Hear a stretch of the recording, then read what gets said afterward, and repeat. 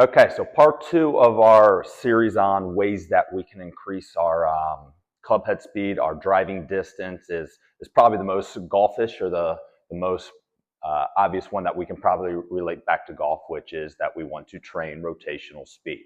Okay, uh, so when we think of the rotational component to the golf swing, it's really, in my opinion, comes back to the sequencing. Okay, how do we going back to kind of that part one of that lower body power explosiveness and the fact that the swing really starts from the ground up. Now it's a matter of as we are pushing into the ground and creating this force and this energy, what is our body doing uh, as that force and energy works up the chain to ultimately deliver that club head to the ball at impact. Okay, so if we go back to we're pushing through the ground, we're getting a lateral push, we're getting a vertical push.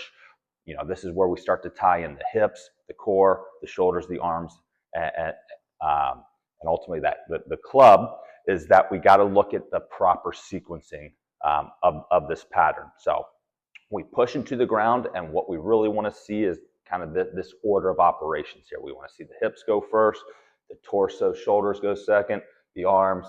We create some lag. We deliver that club face to the ball at impact. Hopefully, that's where that increased club head speed then comes from. So, training rotation is obviously a great way to start working on some sequencing stuff, but then trying to build some strength, some power, some speed within some of those pattern type movements. Okay, so as always, do we make stuff look golfish? Yes. Is it going to necessarily look exactly 100% like the swing?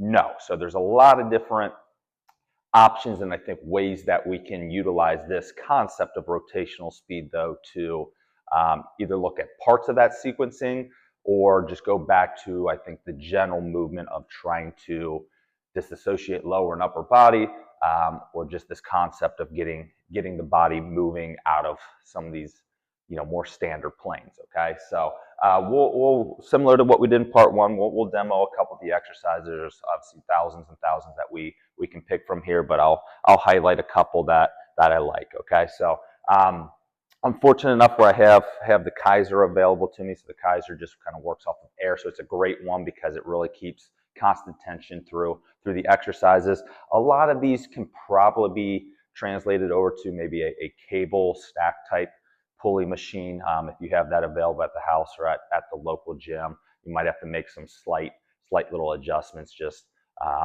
based off of the spacing or what you have available as always. But cables, bands in this case, the cable on the airs are some great opportunities to really hit on this concept. Obviously, we can get into some med ball ones. We might have to cut and clip to show some of those here after this video. But I'll demo a couple here just using the Kaiser. But like I said, in your guys' head, think about maybe how this could translate back to your situation.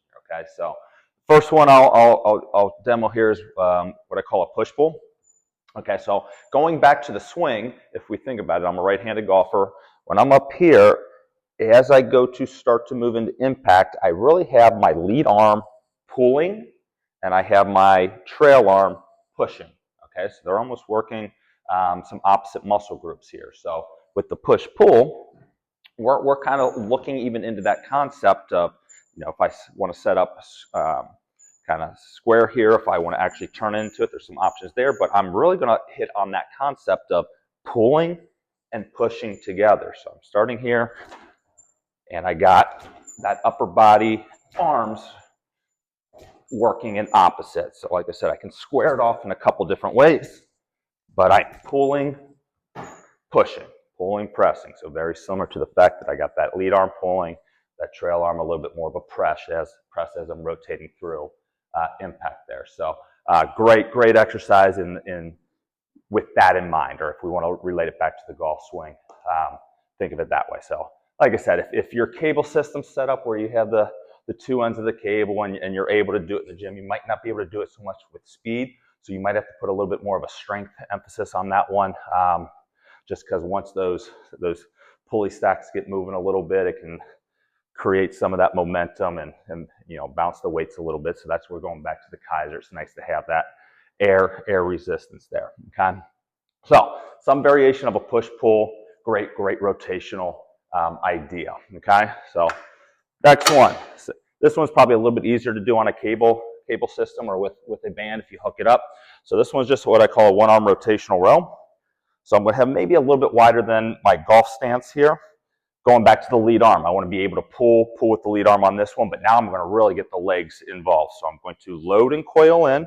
I'm going to try to get that lateral push with my trail leg, vertical push with my front leg, and then that nice pulling motion where I'm coordinating the hips and the shoulder turn with it. So I'm loaded in, quick drive coming out, but a push from the right, trying to get a little push with the left vertically, and then I'm whipping that weight or that handle around, finishing at the outside of my hip. Okay. Just with these, a lot of times I always say, you know, if we're going to emphasize anything, obviously emphasize your dominant side or your swing side. I like to do them both ways though, just to try to keep some type of symmetry, balance between both. But I'll usually start at least on the dominant side, especially on the ones where I know I can really try to add that power, speed, explosive component to it. Okay, so another great option that you can do with a band, a cable stack, a Kaiser type setup here. Okay, and let's go ahead. We'll show you one more on here. So another easy one that you'll be able to do on a cable stack. Most gyms have, you know, the good old rope attachment here. Go and throw it on. This is one you can do low to high or high to low. I'll go ahead and demo a high to low one just to give a little bit of a different angle compared to what we did with that rotational row a second ago. Similar setup, maybe a little bit wider than shoulder width. I'm going to have the same concept though. I'm going to try to rotate and coil in. I'm still going to try to get the push with the trail leg. You know, maybe a touch of a push with the lead one, but now I'm going high to low, still rotating, still trying to use a little speed, but making sure that I'm using the full body in that sequence. Can I get the feet to fire, the hips, the shoulders to turn, the arms, and you know, not my club, but in this case, that rope delivery through impact. Okay, so three obviously options of a million here. You know, we'll maybe clip this, and I'll show you a couple more that you can do with a med ball or maybe with the band attachment, just so you guys have some more variety. But the big takeaway is that, you know, I think it's very obvious that with golf, we got to train rotation in some capacity. Doesn't mean it has to be very specific to the golf swing in and of itself. It's more the concept of interacting with the ground again, hips, shoulders, arms, hand, club type delivery in the proper sequencing and order, where we're training those different muscle groups to start to move in that way here.